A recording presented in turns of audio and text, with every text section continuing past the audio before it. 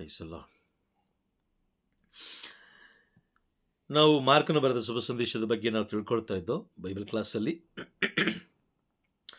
ಆದರೆ ಈ ಕ್ಷಣದಲ್ಲಿ ಈ ದಿನಗಳಲ್ಲಿ ನಡೆಯುತ್ತಿರುವಂತಹ, ಈ ಕಳೆದ 15 ದಿನಗಳಿಂದ ನಡೆಯುತ್ತಿರುವಂತಹ ಪ್ರತಿಯೊಂದು ಕಾರ್ಯಗಳ ಬಗ್ಗೆ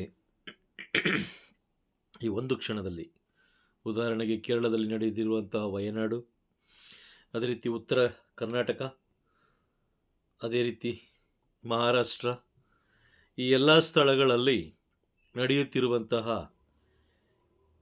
ಈ ಪ್ರವಾಹಗಳು ಹಾಗೂ ಬೆಟ್ಟಗಳು, ಗುಡ್ಡಗಳು, ಇವೆಲ್ಲವುಗಳ ಮುಖಾಂತರ ನಡೆಯುತ್ತಿರುವಂತಹ ಈ ಅನಾಹುತಗಳಿಗೆ ಏನು ಕಾರಣ ಅನ್ನೋದನ್ನು ಸ್ವಲ್ಪ ಹಾಗೆ ಯೋಚನೆ ಮಾಡಬೇಕಾದ್ರೆ ಪವಿತ್ರಾತ್ಮರು ಕೆಲವು ವಾಕ್ಯಗಳ ಮುಖಾಂತರ ನಮಗೆ ಎಚ್ಚರಿಕೆಯನ್ನು ಕೊಡ್ತಾರೆ.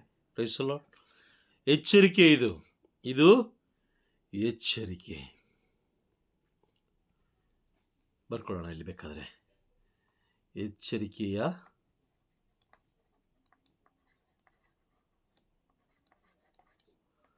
ಸಂದೇಶ. ಎಚ್ಚರಿಕೆಯ ಸಂದೇಶ, ಅಂತ್ಯಕಾಲ. ಅಂತ್ಯಕಾಲ.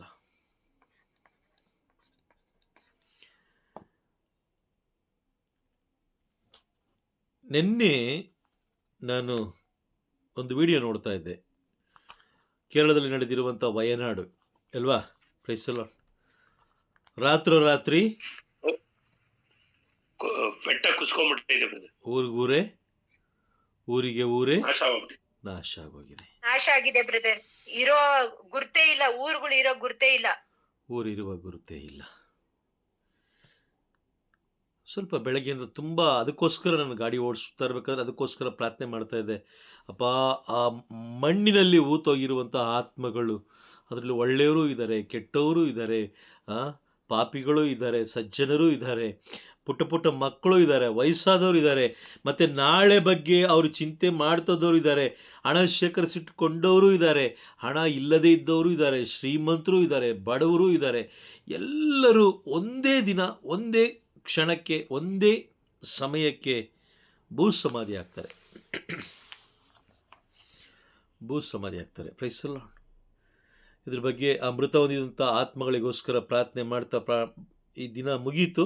ಬಟ್ ಈ ಕ್ಲಾಸ್ ಟೈಮ್ ಅಂತ ಬಂದಾಗ, ಯಾವಾಗ ನೀವು ಪ್ರಾರ್ಥನೆ ಪ್ರಾರಂಭ ಮಾಡಿದ್ರು ಆ ಸಮಯದಲ್ಲಿ ಪವಿತ್ರಾತ್ಮ ನನಗೆ ಕೆಲವು ಸೂಚನೆಗಳನ್ನು ತಿಳ್ಕೊಳ್ಳಿಕ್ಕೆ, ನಾವು ತಿಳ್ಕೊಳ್ಬೇಕಷ್ಟೇ, ಬೇರೆಯವ್ರು ತಿಳಿಸೋದಲ್ಲ, ನಾವು ತಿಳ್ಕೊಳ್ಬೇಕು. Praise the lord. ನಾವು ತಿಳ್ಕೊಳ್ಬೇಕು. ಬೋಧಿಸ್ಲಿಕ್ಕೆ ದೊಡ್ಡ ದೊಡ್ಡ ಬೋಧಕರಿದ್ದಾರೆ, ಆದರೆ ನಾವು ಸತ್ಯ ತಿಳ್ಕೊಳ್ಬೇಕು ಅನ್ನೋ ಕಾರಣಕ್ಕೋಸ್ಕರ ಪವಿತ್ರಾತ್ಮರು ಕೆಲವು ಎಚ್ಚರಿಕೆಗಳನ್ನು ಕೊಡ್ತಾ ಬಂದರು, ಕೆಲವು ಎಚ್ಚರಿಕೆಯ ಸೂಚನೆಗಳನ್ನು ಕೊಡ್ತಾ ಬಂದರು. Praise the lord. ಓಕೆ, ಈಗ ನಾವು ಅವರು ಕೊಟ್ಟಂಥ ಸೂಚನೆಗಳನ್ನು ನಾವು ತಿಳ್ಕೊಳ್ತಾ ಹೋಗೋಣ. ಏನಕ್ಕೆ ಬೆಟ್ಟಗಳು ಗುಡ್ಡಗಳ ಮುಖಾಂತರ, ಬೆಟ್ಟಗಳು ಗುಡ್ಡಗಳ ಮುಖಾಂತರ ಯಾಕೆ ಈ ರೀತಿಯಾಗಿ ಆಗೋಯ್ತಲ್ಲ, ಈಗೇನು ಪ್ರಯೋಜನ ಇಲ್ಲ. ಬೆಟ್ಟನ ಮತ್ತೆ ನಿಲ್ಸಕ್ಕಾಗುತ್ತಾ? ಆಗಲ್ಲ, ನಿಲ್ಸಕ್ಕೆ ಆಗೋದಿಲ್ಲ. ಬಟ್ ಆದರೆ ದೇವರು ಆ ಒಂದು ಘಟನೆ ನಡೆಯುವುದಕ್ಕಿಂತ ಮುಂಚಿತವಾಗಿಯೇ ಎಚ್ಚರಿಕೆ ಕೊಟ್ಟಿರ್ತಾರೆ. ಪ್ರವಾದನೆಗಳ ಮುಖಾಂತರ, ದೇವರು ಪ್ರವಾದನೆಗಳ ಮುಖಾಂತರ ಇಡೀ ಲೋಕದ ಜನರಿಗೆ ಎಚ್ಚರಿಕೆ ಕೊಟ್ಟಿರ್ತಾರೆ. ಆದರೆ ಈ ದಿನಗಳಲ್ಲಿ ಏನಾಯಿತು ಅಂತ ಹೇಳಿದ್ರೆ, ಕೆಲವು ಬೋಧಕರು ಬಂದು ಬೈಬಲ್ನ ಮುಚ್ಚಿಡುವಂತೆ ಮಾಡಿದ್ರು. ಬೈಬಲ್ನ ಮುಚ್ಚಿಟ್ಟು ಅವರು ಬೇರೆ ರೀತಿಯಾದ ಪ್ರಾರ್ಥನೆಗಳಿಗೆ ಜನರನ್ನು ಮರಳುಗೊಳಿಸ್ಬಿಟ್ರು.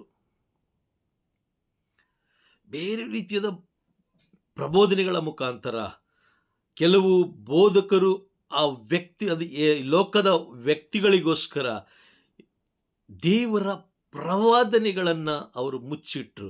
ಹಾಗಾಗಿ ಜನರು ಜ್ಞಾನಹೀನರಾಗಿ ಅಳೆದೋದ್ರು. ಗೊತ್ತಿಲ್ಲ ಅವ್ರಿಗೆ ಏನು ನಡೀತಾ ಇದೆ ಅನ್ನೋದು ಗೊತ್ತಿಲ್ಲ. ಬಟ್ ಪ್ರವಾದನೆ ದೇವರು ಮುಂಚಿತವಾಗಿ ಕೊಟ್ಟಿರ್ತಾರೆ, ಅದು ಈಗ ನೆರವೇರಿದೆ. Price the lord. ಹೌದಾ ಅಂತ ಹೇಳಿದ್ರೆ ಹೌದು, ಖಂಡಿತವಾಗ್ಲೂ ಹೌದು. ದೇವರು ನೋಡಿ, ಒಂದು ಕಾರ್ಯ ನಡೀತಾ ಇದೆ. ಈಗ ಒಂದು ಉದಾಹರಣೆಗೆ ಇದೊಂದು ಘಟನೆ ನಡೆಯುತ್ತೆ ಅಂತ ತಿಳ್ಕೊಳ್ಳೋಣ. 2025 ಇಸ್ವಿಯಲ್ಲಿ ಒಂದು ಘಟನೆ ನಡೆಯುತ್ತೆ ಅಂತ ಹೇಳಿದ್ರೆ ಒಂದು 3 ದಿನಕ್ಕೆ ಅಥವಾ 2 ದಿನಕ್ಕೆ ಮುಂಚಿತವಾಗಿ ದೇವರು ತಿಳಿಸ್ಕೊಟ್ಟಿರ್ತಾರೆ. ಎಷ್ಟು ದಿನ ಮುಂಚಿತವಾಗಿ? 2 ದಿನ ಮುಂಚಿತ 2 ದಿನ ಮುಂಚಿತವಾಗಿ. ಗಮನ ಕೊಟ್ಟು ಕೇಳಿಸ್ಕೊಳ್ಳಿ. 2 ದಿನ ಮುಂಚಿತವಾಗಿ ದೇವರು ತಿಳಿಸಿರ್ತಾರೆ. Price the lord. 2 ದಿನ ಮುಂಚಿತವಾಗಿ ದೇವ್ರು ಏನು ಮಾಡಿರ್ತಾರೆ? ಆ ಒಂದು ಕಾರ್ಯವನ್ನ ತಿಳಿಸಿರ್ತಾರೆ. ತಿಳಿಸ್ದೇ ಏನೂ ಇಲ್ಲ.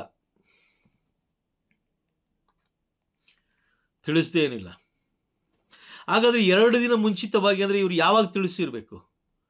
2025 ಇಸ್ವಿ ಅಂತ ಹೇಳಿದ್ರೆ ಒಂದು 2 ದಿನ ಮುಂಚಿತವಾಗಿ ಅವ್ರು ತಿಳಿಸಿದ್ದಾರೆ ಅಂತ ತಿಳ್ಕೊಳ್ಳೋಣ. 2 ದಿನ ಮುಂಚೆ ಅಂದರೆ ಯಾವಾಗಿರ್ಬೋದು? ಓಕೆ, ಇಲ್ಲಿ ಅದು ಬರೆದ್ಬಿಡ್ತೀನಿ. ಡಿಸೆಂಬರ್ 2025 ಡಿಸೆಂಬರ್ 25ಕ್ಕೆ ಒಂದು ಘಟನೆ ನಡೆಯುತ್ತೆ. ಆ ಘಟನೆ ನಡೀಬೇಕಾದ್ರೆ ದೇವರು 2 ದಿನ ಮುಂಚಿತವಾಗಿ ತಿಳಿಸ್ಕೊಟ್ಟಿರ್ತಾರೆ. Price the lord.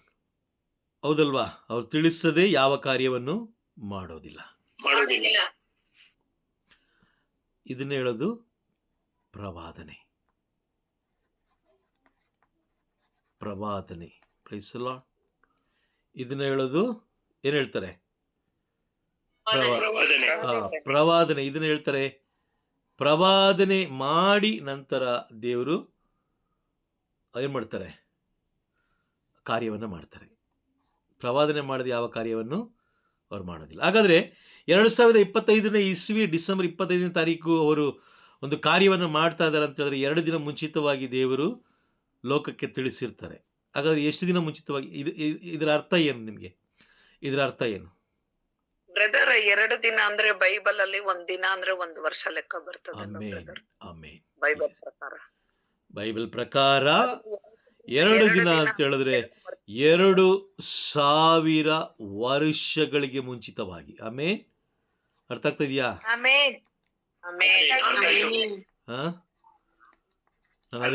ಅದಕ್ಕೆ ನಾನು ಸುಮ್ಮನೆ ಬಿಟ್ಟಿದ್ದೆ ನಿಮ್ಮನ್ನ. ಏನ್ ಹೇಳ್ತೀರ ನೋಡೋಣ. Praise the lord. As per Bible ಪ್ರಕಾರ 1 ದಿನ ಅಂತ ಹೇಳಿದ್ರೆ ಅದು 2000 ವರ್ಷಕ್ಕೆ ಸಮ. 1000 ವರ್ಷ ಅಂದ್ರೆ 2 ದಿನ ಅಂದ್ರೆ 2000 ವರ್ಷಕ್ಕೆ ಸಮ. ಹೌದಾ ಅಂತ ಹೇಳಿದ್ರೆ ಹೌದು. 2 ಪೇತ್ರ ಅನ್ಕೊಳ್ತೀನಿ, ಮೋಸ್ಟ್ ಪ್ರಾಬಬ್ಲಿ 2 ಪೇತ್ರದಲ್ಲಿ ನೋಡಿ, ಬೇಕಾದ್ರೆ ಅದು ವಾಕ್ಯ ಓದ್ಬಿಡೋಣ.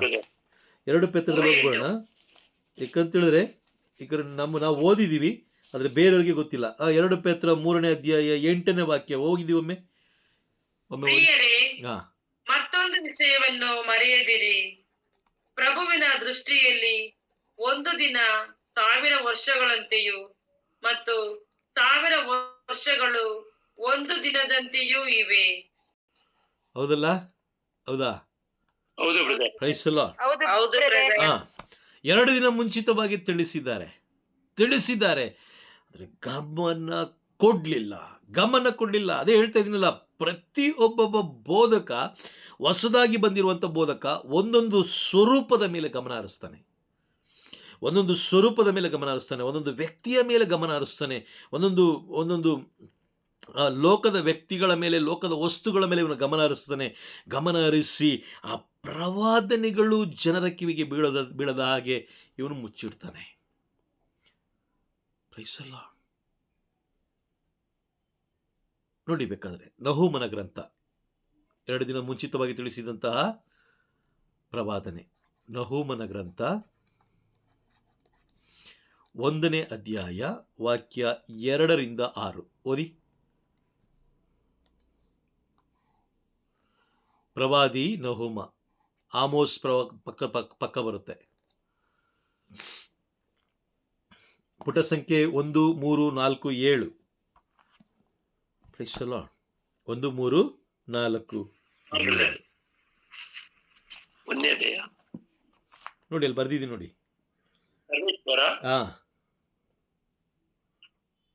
ಸ್ವಗೌರವವನ್ನು ಕಾಪಾಡಿಕೊಳ್ಳುವ ದೇವರು, ಮೈ ತೀರಿಸುವ ಹೌದು, ಕಡು ಕೋಪದಿಂದ ಮುಯಿ ತೀರಿಸುವ ದೇವರು. ಆ, ಸರ್ವೇಶ್ವರ ಮುಯಿ ತೀರಿಸುತ್ತಾರೆ ತನ್ನ ವಿರೋಧಿಗಳಿಗೆ, ದೀರ್ಘ ರೋಷವಿಡುತ್ತಾರೆ ತಮ್ಮ ಶತ್ರುಗಳ ಮೇಲೆ. ಸರ್ವೇಶ್ವರ ಶಾಂತಿ ಸ್ವರೂಪಿ, ಆದರೆ ಆತನ ಶಕ್ತಿ ಅಪಾರ. ಅಪರಾಧಿಗಳನ್ನು ಆತ ಶಿಕ್ಷಿಸದೆ ಬಿಡ. ಗಾಳಿ ಬಿರುಗಾಳಿಗಳ ನಡುವೆ ಆತನ ಆದಿ, ಮೋಡಗಳು ಆತನ ನಡೆಯಿಂದೇಳುವ ಧೂಳಿ. ಆತನ ಗದರಿಕೆಯೊಂದಕ್ಕೆ ಬತ್ತಿ ಹೋಗುತ್ತದೆ ಸಮುದ್ರ, ನಂದಿ ಹೋಗುತ್ತವೆ ನದಿ ಸರೋವರ. ಕಂದುತ್ತವೆ ಕಾರ್ಮಲ್ ಗುಡ್ಡಗಳು, ಬಾಡುತ್ತವೆ ಬಾಷಾನಿನ ಹೊಲಗಳು. ಮುದುಡುತ್ತವೆ ಲೆಬಲೋನಿಯ ಚಿಗುರುಗಳು. ಆತನೆದುರು ಅದರುತ್ತವೆ ಬೆಟ್ಟಗಳು, ಕರಗುತ್ತವೆ ಗುಡ್ಡಗಳು. ಆತನ ದರ್ಶನಕ್ಕೆ ಕಂಪಿಸುತ್ತದೆ ಭೂಗೋಳವು, ತಳ್ಳಣಿಸುತ್ತದೆ ಲೋಕ ನಿವಾಸಿಗಳೆಲ್ಲವೂ. ಲೋಕ ನಿವಾಸಿಗಳೆಲ್ಲವೂ. ಆರನೇದು ಓದಿ. ಆರನೇದು. ಯಾರು ತಡೆದಾದು ಆತನ ಸಿಟ್ಟಿಗೆ, ಯಾರು ನಿಂತಾರು ಆತನ ರೋಷಾಗ್ನಿಗೆ.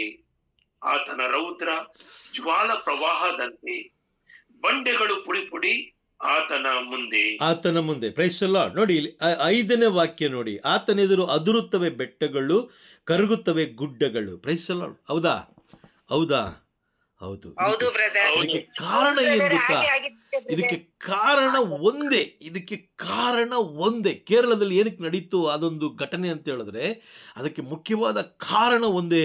ಯೆಶಾಯ ಪ್ರವಾದಿಯ ಗ್ರಂಥ 2ನೇ ಅಧ್ಯಾಯ 8ನೇ ವಾಕ್ಯ. ಯೆಶಾಯ ಪ್ರವಾದಿಯ ಗ್ರಂಥ 2ನೇ ಅಧ್ಯಾಯ 8ನೇ ವಾಕ್ಯ. ಬೇಗ ಓದಿ. ವಾಕ್ಯ ಬೇಗ ಓದ್ಬೇಕು. ಯಾರು ಬೇಕಾದ್ರೂ ಓದಿ. ವಿಗ್ರಹಗಳು ತುಂಬಿ ತುಳುಕುತ್ತಿವೆ, ಜನರು ತಮ್ಮ ಕೈಯಿಂದ ಮಾಡಿದ ವಿಗ್ರಹಗಳನ್ನೇ ಪೂಜಿಸುತ್ತಿದ್ದಾರೆ. Praise the lord. ನೋಡಿ ಇನ್ನೊಮ್ಮೆ ಓದಿ. ಇನ್ನೊಮ್ಮೆ ಜೋರಾಗಿ ಓದಿ. ಸ್ವರವೆತ್ತಿ ಓದಿ ಇನ್ನೊಮ್ಮೆ.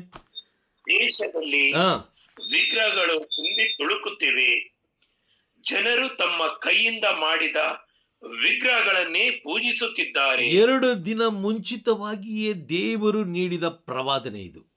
2 ದಿನ ಮುಂಚಿತವಾಗಿಯೇ ದೇವರು ನೀಡಿದ ಪ್ರವಾದನೆ ಇದು ಈ ದಿನ ನೆರವೇರ್ತಾ ಇದೆ. ಜನರು ಎಚ್ಚೆತ್ತುಕೊಳ್ಳಿಕ್ಕೆ ಈ ಸುಳ್ಳು ಬೋಧಕರು ಬಿಡಲಿಲ್ಲ. ಜನರು ಮೆಚ್ಚಿಸುವುದಕ್ಕಾಗಿ, ಜನರು ಸಂತೋಷ ಪಡುವುದಕ್ಕಾಗಿ ಈ ಪ್ರವಾದನೆಗಳನ್ನು ಅವರು ಮುಚ್ಚಿಟ್ರು. ವಿಗ್ರಹಗಳನ್ನು ಮುಂದೆ ಇಟ್ಟರು. Praise the lord. ಈ ಲೋಕದಲ್ಲಿ ನೋಡಿ, ದೇಶದಲ್ಲಿ ವಿಗ್ರಹಗಳು ತುಂಬಿ ತುಳುಕುತ್ತಿವೆ. ಜನರು ತಮ್ಮ ಕೈಯಿಂದ ಮಾಡಿದ ವಿಗ್ರಹಗಳನ್ನೇ ಪೂಜಿಸ್ತಾ ಇದ್ದಾರೆ. ಹಾಗಾಗಿ ನಹೂಮನ ಗ್ರಂಥಕ್ಕೆ ಮತ್ತೆ ಬರೋಣ. ಅಲ್ಲಿ ನೋಡಿ, ಅಲ್ಲಿ ಹೇಳ್ತಾರೆ, ಸರ್ವೇಶ್ವರ ಸ್ವಾಮಿಯ ಕೋಪಕ್ಕೆ ನಿಲ್ಲುವವರು ಯಾರು? Praise the lord. ಯಾರಾದ್ರೂ ನಿಲ್ಲಿಕ್ಕೆ ಸಾಧ್ಯ ಇದೆಯಾ? 6ನೇ ವಾಕ್ಯ. ಯಾರು ತಡೆದಾರು ಆತನ ಸಿಟ್ಟಿಗೆ, ಯಾರು ನಿಂತಾರು ಆತನ ರೋಷಾಗ್ನಿಗೆ. ಆತನ ರೌದ್ರ ಜ್ವಾಲ ಪ್ರವಾಹದಂತೆ, ಬಂಡೆಗಳು ಪುಡಿ ಆತನ ಮುಂದೆ. ಮ್ಯೂಟ್ ಮಾಡ್ಕೊಳ್ಳಿ, ಬ್ಯಾಕ್ಗ್ರೌಂಡಲ್ಲಿ ಮಾತಾಡ್ತಾ ಇದ್ದೀರಾ. Praise the lord. ಅರ್ಥ ಆಗ್ತಾ ಇದೆಯಾ? 2024ನೇ ಇಸ್ವಿಯಲ್ಲಿ ನಿನ್ನೆ ದಿನ ನಡಿಬೇಕಾಗಿದ್ದಂಥ ಘಟನೆಗೆ ಮುಂಚಿತವಾಗಿ 2 ದಿನ ಮುಂಚಿತವಾಗಿ ದೇವರು ಪ್ರವಾದನೆಗಳ ಮುಖಾಂತರ ತಿಳಿಸ್ಕೊಟ್ಟಿದ್ರು. ಮನುಷ್ಯ ಎಚ್ಚೆತ್ತುಕೊಳ್ಳಲಿಕ್ಕೆ ಕೆಲವು ಬೋಧಕರು ಬಿಡೋದಿಲ್ಲ. Praise the lord. ವಸ್ತುಗಳ ಮೇಲೆ, ವ್ಯಕ್ತಿಗಳ ಮೇಲೆ, ವ್ಯಕ್ತಿಗಳು ನುಡಿದ ಮಾತಿನ ಮೇಲೆ ಅವರು ನಂಬಿಕೆಯನ್ನು ಇಡ್ತಾರೆ ಹೊರತು ದೇವರ ಜೀವವುಳ್ಳ ವಾಕ್ಯದ ಮೇಲೆ ಅವರು ನಂಬಿಕೆ ಇಡೋದಿಲ್ಲ. Price the lord. ನಂಬಿಕೆ ಇಡೋದಿಲ್ಲ ಅವರು. ಹಾಗಾಗಿ ಘಟನೆಗಳು ನಡೆದೋಯ್ತು. ಎಷ್ಟೋ ಜೀವಗಳು ನೆಲಸಮ ಆಗೋಯ್ತು. ಇವತ್ತಿಗೂ ಕೂಡ ನಾವೇನಾದರೂ ಬದಲಾಗದೆ ಹೋದರೆ, ಖಂಡಿತವಾಗ್ಲೂ ಹೇಳ್ತೀನಿ, ಬದಲಾಗದೆ ಹೋದರೆ ಇನ್ನೂ ಅನೇಕ ಘಟನೆಗಳು, ಅನೇಕ ಸಾವುಗಳನ್ನು ನಾವು ಕಾಣಬೇಕಾಗುತ್ತೆ. ಯಾಕೆ? ನಾವು ಕೂಡ ಸಾಯಬೇಕಾಗುತ್ತೆ. ನಾವು ಕೂಡ ಸಾಯ್ಬೇಕಾಗುತ್ತೆ. ಅದರಲ್ಲೇನು ಎರಡು ಮಾತಿಲ್ಲ. ಎರೇಮಿಯ ಪ್ರವಾದಿಯ ಗ್ರಂಥ 7ನೇ ಅಧ್ಯಾಯಕ್ಕೆ ಹೋಗೋಣ. ಎರೇಮಿಯ ಪ್ರವಾದಿಯ ಗ್ರಂಥ 7ನೇ ಅಧ್ಯಾಯ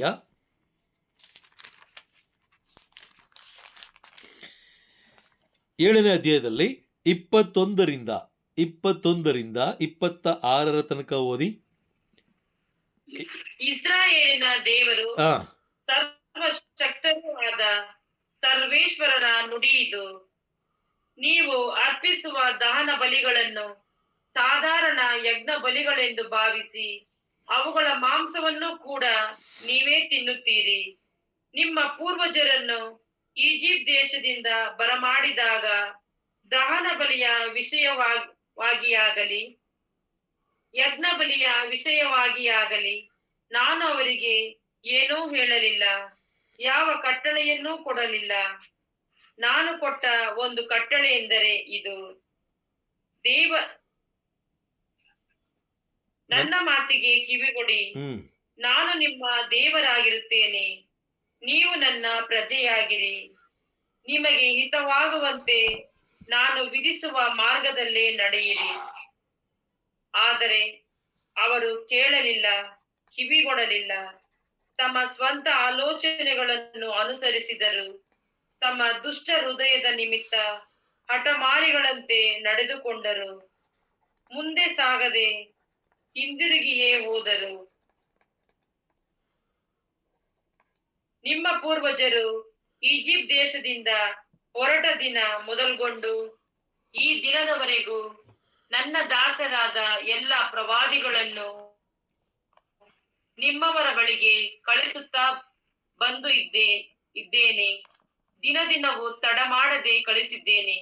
ನಿಮ್ಮವರಾದರೂ ನನ್ನ ಮಾತನ್ನು ಕೇಳಲಿಲ್ಲ, ಕಿವಿಗೊಡಲಿಲ್ಲ, ನನ್ನ ಆಜ್ಞೆಗೆ ಮಣಿಯಲಿಲ್ಲ. ತಮ್ಮ ಪೂರ್ವಜರಿಗಿಂತಲೂ ಕೆಟ್ಟವರಾಗಿ ನಡೆದುಕೊಂಡರು. Praise the Lord. ದೇವರು ಈಜಿಪ್ಟ್ ದೇಶದಿಂದ ಇಸ್ರೇಲ್ ಜನರನ್ನು ಬಿಡಿಸ್ಕೊಂಡು ಬರಬೇಕಾದ್ರೆ ನದಿ ದಾಟುವ ತನಕ ಯಾವುದೇ ರೀತಿಯಾದ ಕಟ್ಟಳೆಗಳು ಇರಲಿಲ್ಲ. ಹೌದಾ? ಹೌದು ಬ್ರದರ್. ಇರಲಿಲ್ಲ.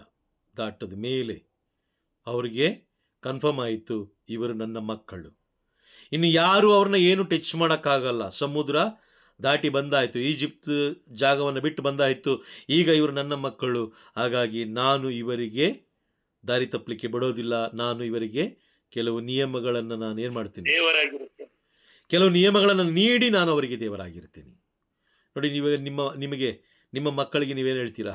ನೀನು ಇಲ್ಲೋಗ್ಬೇಡ, ಅಲ್ಲೋಗ್ಬೇಡ, ಅದು ಮಾಡಬೇಡ, ಇದು ಮಾಡಬೇಡ ಹೇಳ್ತೀರಾ ತಾನೆ?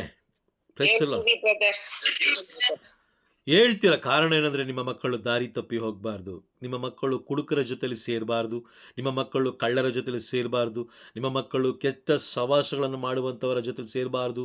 ನಿಮ್ಮ ಮಕ್ಕಳು ಹಿರಿಯರಿಗೆ ಅಗೌರವ ಸೂಚಿಸುವಂತಹ ಮಕ್ಕಳ ಜೊತೆಯಲ್ಲಿ ಸೇರಬಾರ್ದು ಅನ್ನೋದು ನೀವು ಬಯಸಬೇಕಾದ್ರೆ ಆತ್ಮಗಳನ್ನು ರಕ್ಷಿಸುವ ದೇವರಿಗೆ ಯಾವ ಆಲೋಚನೆ ಇರಬೇಕಲ್ವಾ? Price the lord. ಅಲ್ಲಿ ನೋಡಿ, ಪೂರ್ವಜರಿಗೆ ದಾಸರುಗಳನ್ನು ಕಳಿಸ್ತಾ ಇದ್ರು. ಯಾರಿಗೆ?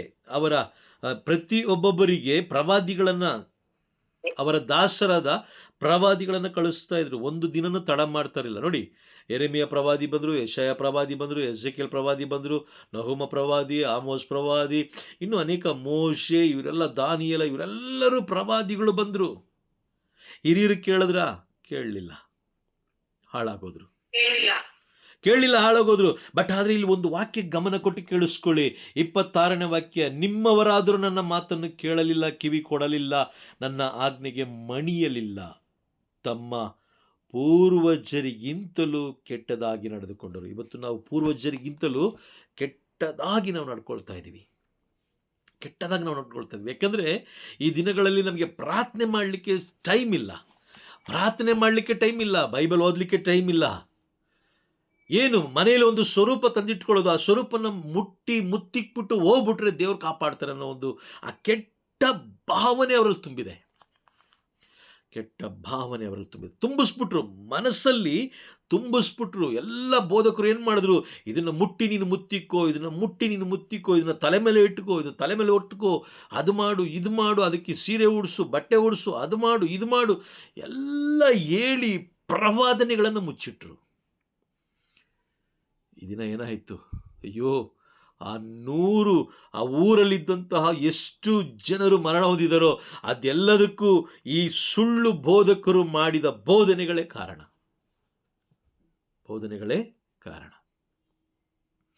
ಇವರು ಎಚ್ಚರಿಕೆ ಕೊಡ್ಬೋದಿತ್ತು, ಕೊಡದೇನಿಲ್ಲ. ಯಾಕಂದ್ರೆ ಎಚ್ಚರಿಕೆ ನೀಡುವ ಪ್ರವಾದನೆಯ ಪುಸ್ತಕ ನಮ್ಮ ಕೈಯಲ್ಲೇ ಇದೆ. ಇದೆಯಾ? ಇದೆ. ಆದ್ರೆ ಇವ್ರೇನ್ ಮಾಡಲಿಲ್ಲ, ಕಿವಿಗೊಡ್ಲಿಲ್ಲ. ಆ ಊರು ಮುಚ್ಚೋಗುವಂತೆ ಮಾಡಾಕಿದ್ರು. ಬೆಟ್ಟಗಳು ಗುಡ್ಡಗಳು ಕರ್ಗೋದು, ರಾತ್ರಿ ಕರಗೋಯ್ತು. ದೇವರು 2 ದಿನಗಳ ಮುಂಚೆ ನೀಡಿದಂಥ ಪ್ರವಾದನೆ ನೆರವೇರಿ ಆಯಿತು. ಇವತ್ತಿಗೂ ಏನಾಗ್ತಾ ಇದೆ? ಯೆಶಾಯ ಪ್ರವಾದಿ ಗ್ರಂಥ 2:8 ಹೇಳೋ ಪ್ರಕಾರ ದೇಶದಲ್ಲಿ ಇಡೀ ದೇಶ ವಿಗ್ರಹಗಳಿಂದ ತುಂಬಲ್ಪಟ್ಟಿದೆ. ನೋಡಿ, ನಿಮ್ಮ ದೇವಾಲಯಕ್ಕೆ ಹೋಗಿ ಎಷ್ಟು ಬೈಬಲ್ ಇಟ್ಟಿದ್ದಾರೆ. ಜನರು ಓದ್ಲಿ ಅಂತ ಎಷ್ಟು ಬೈಬಲ್ ಇಟ್ಟಿದ್ದಾರೆ? ಎಷ್ಟು ಇಟ್ಟಿದ್ದಾರೆ ಬೈಬಲ್? ಹೊರಗಡೆ ಪೀಠದ ಮುಂದೆ ಎಷ್ಟು ಬೈಬಲ್ ಇಟ್ಟಿದ್ದಾರೆ? ಯಾರಾದ್ರು ಮಧ್ಯದಲ್ಲಿ ಬರ್ತಾರೆ. ಮಧ್ಯದಲ್ಲಿ ಬಂದಾಗ ಯಾರೋ ಒಬ್ರು ಶನಿವಾರನೋ ಭಾನುವಾರನೋ ಗುರುವಾರನೋ ಯಾವಾಗೋ ಬರ್ತಾರೆ. 24 ಗಂಟೆಗಳು ಯಾವಾಗೋ ಒಂದು ಟೈಮ್ ಬರ್ತಾರೆ. ಮನಸ್ಸಿಗೆ ನೋವಾದಾಗಲೋ ಅಥವಾ ವೇದನೆ ಆದಾಗಲೋ ಯಾವುದೋ ಒಂದು ಟೈಮಲ್ಲಿ ಬರ್ತಾರೆ. ಬಂದಾಗ ದೇವಾಲಯದ ಮುಂಭಾಗದಲ್ಲಾಗಲಿ ಅಥವಾ ದೇವದ ಬಲಿಪೀಠದಲ್ಲಾಗಲಿ ಎಷ್ಟು ಬೈಬಲ್ಗಳನ್ನ ಇಟ್ಟಿದ್ದಾರೆ? ನನಗೆ ಗೊತ್ತಿರೋ ಪ್ರಕಾರ ಯಾವುದೇ ದೇವಾಲಯದಲ್ಲಿ ಇಟ್ಟಿರಲ್ಲ. ಬಲಿಪೀಠದ ಮುಂದೆ ಭಾನುವಾರ ಬಿಟ್ಟರೆ ಬೇರೆ ಯಾವ ದಿನದಲ್ಲೂ ಇಟ್ಟಿರೋದಿಲ್ಲ. ಅದಲ್ಲದೆ ಬಲಿ ಪೂಜೆ ಸಮಯದಲ್ಲಿ ಬಿಟ್ಟರೆ ಬೇರೆ ಯಾವ ಟೈಮಲ್ಲಿ ಇಟ್ಟಿರೋದಿಲ್ಲ. ಆದರೆ ವಿಗ್ರಹಗಳನ್ನು ಇಟ್ಟಿರ್ತಾರೆ, ಸ್ವರೂಪಗಳನ್ನು ಇಟ್ಟಿರ್ತಾರೆ. Praise the lord. ಅವರು ಏನು ಹೇಳಿದಾರೋ ಅದನ್ನು ಈ ಜನರು ಆಲಿಸಿದ್ರು, ಅವಿವೇಕಿಗಳು ಆಲಿಸಿದ್ರು. ಇವರ ಜ್ಞಾನ ಮಂದಮತಿ ಆಗೋಯ್ತು. ಆ ಸ್ವರೂಪಗಳನ್ನು ಇಟ್ಟಿರೋದು ಏನಕ್ಕೋಸ್ಕರ? ಈ ವ್ಯಕ್ತಿ ದೇವರನ್ನು ಇಷ್ಟರ ಮಟ್ಟಿಗೆ ಆರಾಧಿಸಿದ್ರು, ದೇವರನ್ನು ನಂಬಿದ್ರು. ನೀವು ಕೂಡ ನಂಬ್ರಿ ಅನ್ನೋದಕ್ಕೋಸ್ಕರ ಧರ್ಮಸಭೆ ಒಂದು ಸಾಕ್ಷಿಯ ಮಗನಾಗಿ ಅಲ್ಲಿ ಇಡ್ತು. ಅದೇ ಬೋಧಕರು ಏನು ಮಾಡಿದ್ರು, ಅಲ್ಲೋಗು, ಆ ವಿಗ್ರಹದ ಪಕ್ಕದಲ್ಲಿ ಹೋಗಿ ನಿಂತ್ಕೋ, ಅಲ್ಲಿ ಅದನ್ನು ಮುಟ್ಟು, ಅದನ್ನು ಪಾದ ಮುಟ್ಟು, ತಲೆ ಮುಟ್ಟು, ಕೈ ಮುಟ್ಟು, ನೀನು ಮುತ್ತಿಡು, ಎಲ್ಲ ಸರೋಗುತ್ತೆ ಅಂತ ಹೇಳಿ ಸುಳ್ಳು ಬೋಧನೆಗಳನ್ನು ಹೇಳ್ತಾ ಬಂದರು. Praise the lord. ಸುಳ್ಳು ಬೋಧನೆಗಳನ್ನ ಹೇಳ್ತಾ ಬಂದರು. ತಮ್ಮ ಮಕ್ಕಳಿಗೆ ತಮ್ಮ ಕುಟುಂಬದ ಮಕ್ಕಳಿಗೆ ಶಾಪವನ್ನು ಶೇಖರಿಸಿಟ್ಕೊಂಡು ಬಂದರು. ಇವತ್ತಿಲ್ಲ ನಾಳೆ ಅವರ ಮಕ್ಕಳು ಕುಟುಂಬ ಸಮೇತವಾಗಿ ನಾಶವಾಗ್ತಾರೆ. ಯಾಕಂದರೆ ಇವತ್ತು ಇಡೀ ಊರಿಗೆ ಏನಾಗಿದೆ? ಮಣ್ಣಲ್ಲಿ ಹೂತು ಹೋಗಿದೆ, ಮಣ್ಣಾಗೋಗಿದೆ. ದೇವರು ನ್ಯಾಯ ಸ್ವರೂಪಿ. ನೀನು ಯಾರೇ ಆಗಿರು, ಎಷ್ಟು ದೊಡ್ಡ ಬೋಧಕನೇ ಆಗಿರು, ನಿನಗೆ 1000 ನೀನು ಬರ್ತಾ ಇದೀಯ ಅಂತ ಹೇಳಿದ್ರೆ, ಅಯ್ಯೋ 10,000 ಜನ ಬರ್ತಾರೆ, 20,000 ಜನ ಬರ್ತಾರೆ, ನೋ ಪ್ರಾಬ್ಲಮ್. ದೇವರ ಕೋಪದ ಮುಂದೆ ಆ 10,000 ಮಂದಿ ನಿಂತ್ಕೊಳ್ಳಿಕ್ಕೆ ಸಾಧ್ಯ ಇಲ್ಲ. ನೀನು ಮಣ್ಣಲ್ಲಿ ಮಣ್ಣಾಗೆ ಹೋಗ್ಬೇಕು, ಮಣ್ಣಿಗೆ ಸೇರಲೇಬೇಕು. ದೇವರು ನಿನ್ನನ್ನು ಬಳಸ್ಕೊಂಡಿದ್ದು, ದೇವರು ನಿನ್ನನ್ನು ಉಪಯೋಗಿಸ್ಕೊಂಡಿದ್ದು ಸಾಕ್ಷಿಯ ಮಗನಾಗಿರಲಿಕ್ಕೆ. ನೀನು ಕೂಡ ಪ್ರಾರಂಭದಲ್ಲಿ ಏನು ಮಾಡಿದೆ? ಸಾಕ್ಷಿಯ ಮಗನಾಗಿಯೇ ಜೀವಿಸಿದೆ. ಪ್ರಾರಂಭದಲ್ಲಿ ಬೈಬಲ್ ಹಿಡ್ಕೊಂಡು ಸುತ್ತದೆ, ಬೈಬಲ್ ವಾಕ್ಯಗಳಲ್ಲಿ ಸುತ್ತದೆ, ವಾಕ್ಯಗಳನ್ನೇ ನೀನು ಬೇರೆಯವರಿಗೆ ತಿಳಿಸ್ಕೊಡ್ತಾ ಇದೆ. ಬರಬರುತ್ತಾ ಏನಾಯಿತು? ನಿನ್ನ ಆ ಒಂದು ಹೆಸರು ಪಬ್ಲಿಸಿಟಿ ಆಗ್ತಾ ನಿನಗೆ ಹಣ ಸೇರ್ತಾ ನಿನ್ನ ಹೆಸರು ಎಲ್ಲರಿಗೂ ನೋಟಿಸ್ ಆಗ್ತಾ ನೀನೇನಾದೆ? ಈಗ ವಿಗ್ರಹಗಳನ್ನು ಜನರಿಗೆ ತೋರಿಸ್ಲಿಕ್ಕೆ, ಬಿಸ್ನೆಸ್ ಮಾಡಲಿಕ್ಕೆ ಪ್ರಾರಂಭ ಮಾಡಿದೆ. Praise the lord. ದೇವರ ಪ್ರವಾದನೆಗಳನ್ನು ದೂರ ಇಟ್ಟು ಏನು ಮಾಡಿದ್ರು? ಅದಕ್ಕೋಸ್ಕರ ಯೇಸು ಸ್ವಾಮಿ ಮಾರ್ಕನು ಬರೆದ ಶುಭ ಸಂದೇಶದಲ್ಲಿ ಹೇಳಿದ್ರು. ಮಾರ್ಕನು ಬರೆದ ಶುಭ ಸಂದೇಶ 7ನೇ ಅಧ್ಯಾಯ ವಾಕ್ಯ 8-9 ಹೇಳಿದ್ರು. 8-9 ನೀವು ದೇವರ ಆಜ್ಞೆಗಳನ್ನು ತೊರೆದು ಮಾನವ ನಿರ್ಮಿತ ಸಂಪ್ರದಾಯಗಳನ್ನು ನಿಷ್ಠೆಯಿಂದ ಪರಿಪಾಲಿಸುತ್ತಿದ್ದೀರಿ. ಸಂಪ್ರದಾಯದ ನೆವದಲ್ಲಿ ದೇವರ ಆಜ್ಞೆಗಳನ್ನು ನೀವು ಬದಿಗೊತ್ತಿರುವುದು ಬಲು ಚೆನ್ನಾಗಿದೆ. Price the lord. ಮಾರ್ಕರು ಸಂತ ಮಾರ್ಕರು ಶುಭ ಸಂದೇಶದಲ್ಲಿ ಆ ದಿನದಲ್ಲೇ ಬರೆದಿಟ್ರು. ಪವಿತ್ರಾತ್ಮರು ಮಾರ್ಕರ ಮುಖಾಂತರ ಬರೆದಿಟ್ಟಿದ್ದಾರೆ. ಇವತ್ತಿಗೂ ಕೂಡ ನೋಡಿ, ಹೊಸ ಒಡಂಬಡಿಕೆ ಹಳೆಯ ಒಡಂಬಡಿಕೆ ನೆರವೇರಿತು. ಹೊಸ ಒಡಂಬಡಿಕೆಯಲ್ಲಿ ನೀಡಿದಂಥ ಪ್ರಕಟಣೆಯಲ್ಲಿ ನೆರವೇರುತ್ತೆ. ಆದರೆ ಪ್ರಕಟಣೆ ಬಗ್ಗೆ ಯಾರೂ ಮಾತಾಡ್ತಾ ಇಲ್ಲ, ಪ್ರಕಟಣೆ ಬಗ್ಗೆ ಯಾರೂ ಮಾಡ್ತಾ ಇಲ್ಲ. ಕೆಲವು ಅಂಧ ಜನರು ಏನು ಮಾಡ್ತಾ ಇದ್ದಾರೆ, ನೀನು ಇಷ್ಟು ಮಾಡು ಇದು ಸಿಗುತ್ತೆ, ಅಷ್ಟು ಮಾಡು ಇದು ಸಿಗುತ್ತೆ, 1000 ಮಣಿ ಮಾಡು, 100 ಮಣಿ ಮಾಡು, 50 ಮಣಿ ಮಾಡು ಅಂದ್ಕೊ ಕೂತಿದ್ದಾರೆ. ದೇವರ ಕೋಪಕ್ಕೆ ಪದೇ ಪದೇ ಪದೇ ಅವರು ಒಳಗಾಗೋದಲ್ಲದೆ ಜನರು ಕೂಡ ಒಳಗಾಗ್ತಾ ಇದ್ದಾರೆ. ಬೈಬಲ್ ಸ್ಪಷ್ಟವಾಗಿ ಹೇಳ್ತದೆ, ಸುಳ್ಳು ಬೋಧಕರು ಬರ್ತಾರೆ, ಎಚ್ಚರಾಗಿರ್ಬೇಕು. ಹೌದಾ? ನಿಮ್ಮ ಮನೆಗೆ ಕಳ್ಳ ಬರ್ತಾನೆ ಅಂತ ಯಾರಾದರೂ ಇನ್ಫಾರ್ಮೇಶನ್ ಕೊಟ್ರೆ ನೀವೇನು ಮಾಡಬೇಕು? ಎಚ್ಚರವಾಗಿರ್ಬೇಕು. ಹೌದು, ಅವನೊಬ್ಬ ಕಳ್ಳ ಬೋಧಕ, ಅವನೊಬ್ಬ ಸುಳ್ಳು ಬೋಧಕ. ಅವನ ಹಣಕ್ಕಾಗಿ ಮಾಡ್ತಾ ಇದ್ದಾನೆ, ಕೆಲಸ ಮಾಡಕ್ಕೆ ಅವನ ಕೈಲಿ ಆಗ್ತಾ ಇಲ್ಲ. ಅವನೊಬ್ಬ ಸೋಮಾರಿ, ಅವನೊಬ್ಬ ಕಳ್ಳ ಬೋಧಕ. ಅವನನ್ನು ನಂಬಿ ಹೋಗುವಾಗ ನಿನ್ನ ಆತ್ಮವು ಕೂಡ ನಾಶವಾಗುತ್ತೆ. ನಿನ್ನ ಆತ್ಮ ನಾಶ ಮಾಡುವುದಕ್ಕಾಗಿ ಸೈತಾನನು ಅವನನ್ನು ಆರಿಸ್ಕೊಂಡಿದ್ದಾನೆ. ಯೇಸು ಸ್ವಾಮಿಯ ಹೆಸರು ಸೈತಾನನಿಗೆ ಗೊತ್ತಿಲ್ಲ ಅನ್ಕೊಂಡಿದ್ದೀರಾ? ಗೊತ್ತಿಲ್ವಾ? ಬೈಬಲ್ಲೇ ಗೊತ್ತಿದೆ.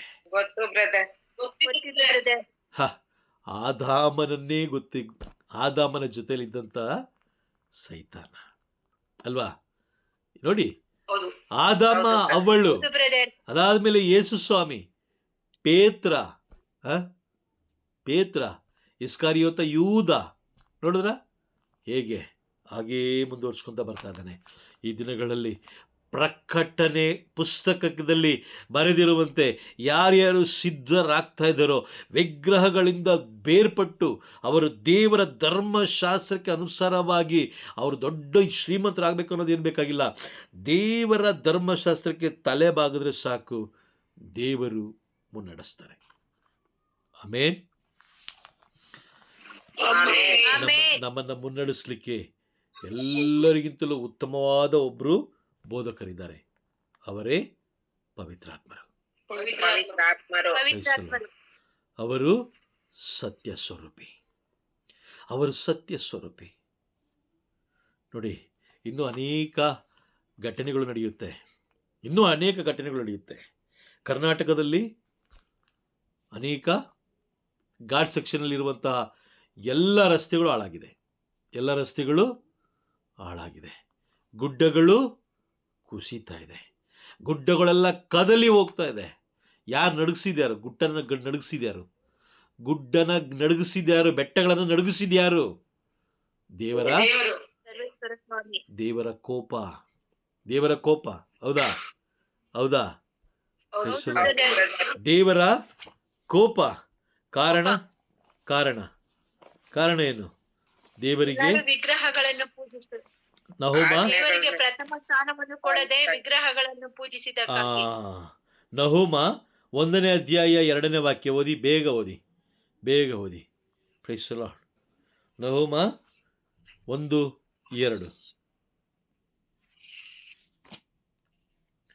ಆಗ್ಲೇ ಓದಿದ್ರಲ್ಲ, ನಾನೇ ಓದ್ಲಾ? Price the lord. ವಾಕ್ಯ ನೋಡಿ, ಸರ್ವೇಶ್ವರ ಸ್ವಗೌರವವನ್ನು ಕಾಪಾಡಿಕೊಳ್ಳುವ ದೇವರು, ಕಾಪಾಡಿಕೊಳ್ಳುವಂಥ ದೇವರು. ಮುಯ್ಯಿ ತೀರಿಸುವ, ಹೌದು, ಕಡುಕೋಪದಿಂದ ಮುಯ್ಯಿ ತೀರಿಸುವ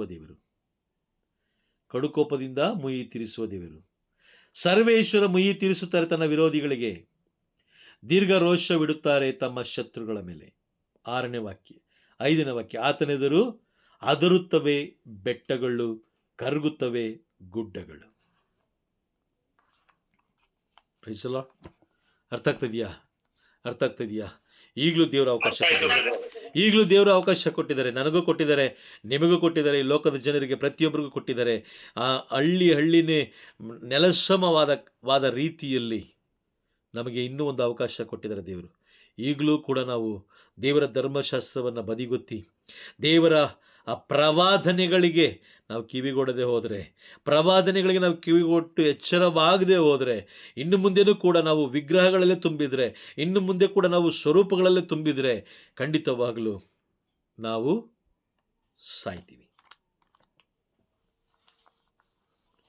ಲೋಕದಲ್ಲಿ ಎಲ್ಲರೂ ಸಾಯ್ತಾರೆ, ಇಲ್ಲ ಅಂತಲ್ಲ, ಎಲ್ಲರೂ ಸಾಯ್ತಾರೆ.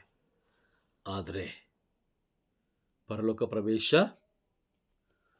ಎರಡನೇ ಮರಣದಲ್ಲಿ ಸಾಯ್ತೀವಿ. ಮೊದಲನೇ ಮರಣದಲ್ಲಿ ಸತ್ತರೆ ಏನು ಪ್ರಯೋಜನ ಇಲ್ಲ. ಮೊದಲನೆಯ ಮರಣದಲ್ಲಿ ಸತ್ರು ಪರವಾಗಿಲ್ಲ, ನೋ ಪ್ರಾಬ್ಲಮ್. ಲೋಕದಿಂದ ಬೇರ್ಪಡೋದು ಮೊದಲನೇ ಮರಣ, ನ್ಯಾಯ ತೀರ್ಪು ಎರಡನೇ ಮರಣ. ಲೋಕದಿಂದ ಎಲ್ಲರೂ ಸತ್ತೇ ಸಾಯ್ತಾರೆ, ಒಂದಲ್ಲ ಒಂದಿನ ಮರಣ ಹೊಂದಲೇಬೇಕು. ಹೌದಾ? ಹೌದಾ? Praise the Lord. ಎಲ್ಲರೂ ಮರಣ ಹೊಂದಲೇಬೇಕು.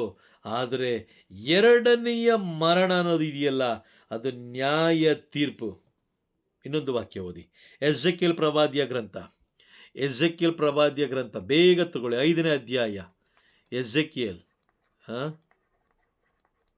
ಎಜೆಕಿಯೇಲ್ ಪ್ರೈಸ್ ದಿ ಲಾರ್ಡ್, 5ನೇ ಅಧ್ಯಾಯ ವಾಕ್ಯ 11ರಿಂದ 14. ಬೇಗ ಓದಿ. ನನ್ನ ಜೀವದಾಣೆ, ನೀನು ನಿನ್ನ ಹೇರಳವಾದ ಹೇಯ ವಿಗ್ರಹಗಳಿಂದಲೂ ಅಸಹ್ಯ ವಸ್ತುಗಳಿಂದಲೂ ನನ್ನ ಪವಿತ್ರಾಲಯವನ್ನು ಹೊಲಸು ಮಾಡಿದ್ದರಿಂದ ಖಂಡಿತವಾಗಿ ನಾನು ಸಹಿಸೇನು, ಕಟಾಕ್ಷಿಸೇನು, ಕ್ಷಮಿಸೇನು.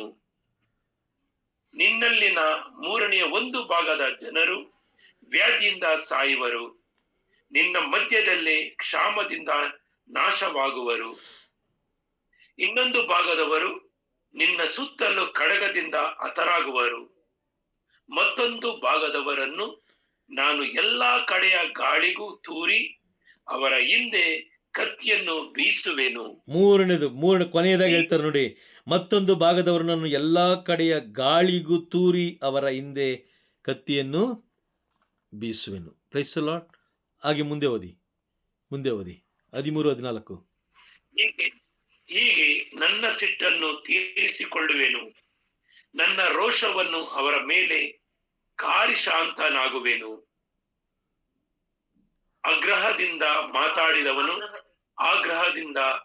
ಮಾತಾಡಿದವನು ಸರ್ವೇಶ್ವರನಾದ ನಾನೇ ಎಂಬುದು ನನ್ನ ಕೋಪವನ್ನು ಅವರ ಮೇಲೆ ಒಯ್ದು ಬಿಟ್ಟ ಬಳಿಕ ಅವರಿಗೆ ಗೊತ್ತಾಗುವುದು.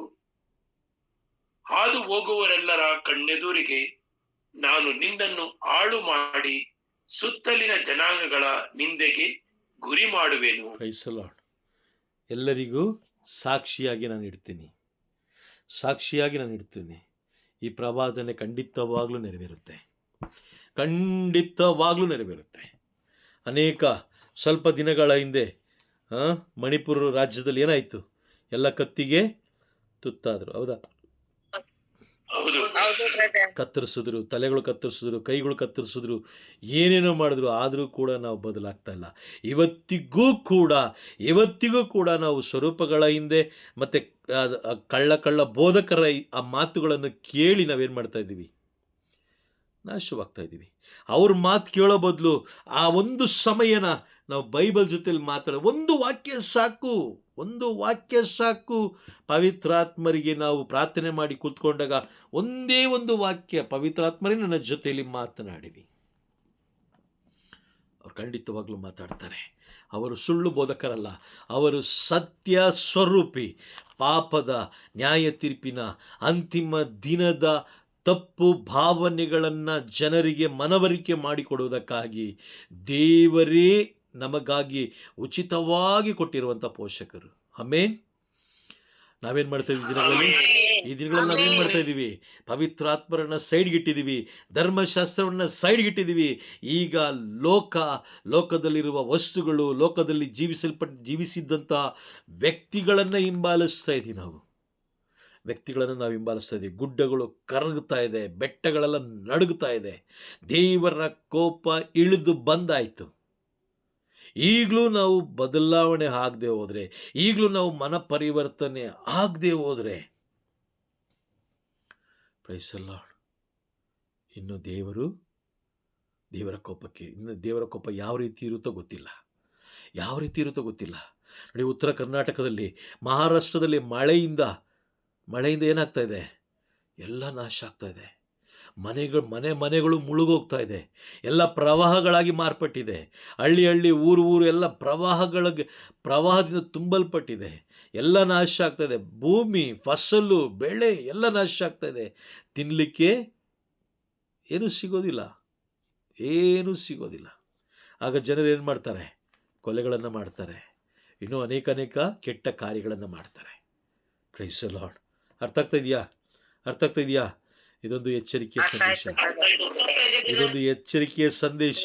ಈ ದಿನಗಳಲ್ಲಿ ನಿನ್ನೆ ಮೊನ್ನೆ ನಡೆದಂತಹ ಪ್ರವಾದನೆ, ಆ ಘಟನೆಗಳಿಗೆ ಪ್ರವಾದನೆ ದೇವರು ಯಾವಾಗ ಹೇಳಿದ್ರು, ಯಾವಾಗ ತಿಳಿಸ್ಕೊಟ್ಟಿದ್ರು? 2 ದಿನ ಮುಂಚಿತವಾಗಿ ಅಲ್ವಾ? ದೇವರಿಗೆ 2 ದಿನ ಮುಂಚಿತವಾಗಿ, ಅಂದ್ರೆ ನಮಗೆ 2 ವರ್ಷಗಳ ಮುಂಚಿತವಾಗಿ, 2000 ಸರಿಸುಮಾರು 2-3 ಸಾವಿರ ವರ್ಷಗಳ ಹಿಂದೆ ಅವರು ನಮಗೆ ತಿಳಿಸ್ಕೊಟ್ಟಿದ್ದಾರೆ. Price the lord. ಈಗಲೂ ಕೂಡ ನಾವು ಮನ ಪರಿವರ್ತನೆ ಹೊಂದಿದೆ. ಇಲ್ಲ ಅವ್ರು ಹೇಳಿದ್ರು, ಇಲ್ಲ ಇವ್ರು ಹೇಳಿದ್ರು, ಅವ್ರು ತಿಳಿಸ್ಕೊಟ್ರು, ಇವ್ರು ತಿಳಿಸ್ಕೊಟ್ರು, ಅಲ್ಲಿ ಅದ್ಭುತ ನಡೀತಾ ಇದೆ, ಅಲ್ಲಿ ಎಣ್ಣೆ ಸುರಿತಾ ಇದೆ, ಇಲ್ಲಿ ಏನೇನೋ ಬರ್ತಾ ಇದೆ ಅಂತೇಳಿ ನಾವು ಓಡೋಕ್ಕೆ ಪ್ರಾರಂಭ ಮಾಡ್ದೋ ಅಂತ ಹೇಳಿದ್ರೆ, ಖಂಡಿತವಾಗ್ಲೂ ಹೇಳ್ತೀನಿ, ನಮ್ಮ ಆತ್ಮವನ್ನು ನಾವು ರಕ್ಷಿಸ್ಕೊಳ್ಳೋದಿಲ್ಲ. ನಮ್ಮ ಮಕ್ಕಳ ಮೇಲೆ ನಾವು ಆಶೀರ್ವಾದವನ್ನು ಶೇಖರಣೆ ಮಾಡೋದಿಲ್ಲ. ಅಬ್ರಹಾಂ, ಈಸಾಕ್, ಯಾಕೋಬನನ್ನು ಆಶೀರ್ವದಿಸಿದ್ರು.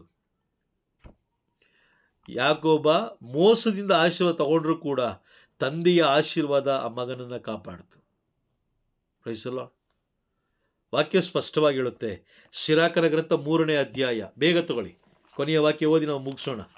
ಸಿರಾಕನ ಗ್ರಂಥ 3ನೇ ಅಧ್ಯಾಯ 6ನೇ ವಾಕ್ಯ, 5-6 2 ಓದಿ.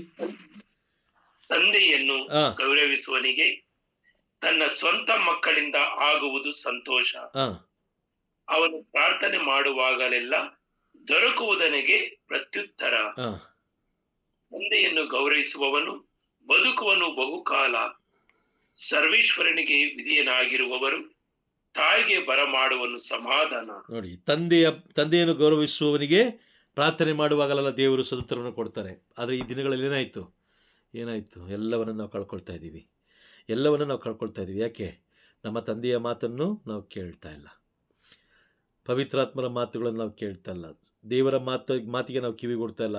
ಬದಲಾಗಿ ಈ ಲೋಕದಲ್ಲಿರುವ ವಸ್ತುಗಳು, ಅಯ್ಯೋ ನನಗೆ ಈ ಬ್ರದರ್ ತುಂಬ ಒಳ್ಳೆಯವರು, ಈ ಬ್ರದರ್ ನನಗೆ ತುಂಬ ಇಷ್ಟ, ಆ ಪಾಸ್ಟರ್ ನನಗೆ ತುಂಬ ಇಷ್ಟ, ಇವ್ರು ನನಗಿಷ್ಟ, ಅವ್ರು ನನಗಿಷ್ಟ ಅಂದ್ಕೊಂಡು ಈ ಲೋಕದ ಮೂಗಿನಲ್ಲಿ ಉಸಿರಾಡುವಂಥ ಅಲ್ಪ ಪ್ರಾಣಿಯಾಗಿರುವಂಥ ಮನುಷ್ಯನ ಮೇಲೆ ನಾವು ನಂಬಿಕೆ ಭರವಸೆ ಇಡ್ತೀವಿ ಹೊರತು, ಆದರೆ ದೇವರ ಜೀವವುಳ್ಳ ವಾಕ್ಯಗಳು ನಮ್ಮನ್ನು ಮುನ್ನಡೆಸುತ್ತಿರುವಂಥ ಪವಿತ್ರಾತ್ಮರ ಮೇಲೆ ನಾವು ನಂಬಿಕೆ ಭರವಸೆ ಇಡೋದಿಲ್ಲ.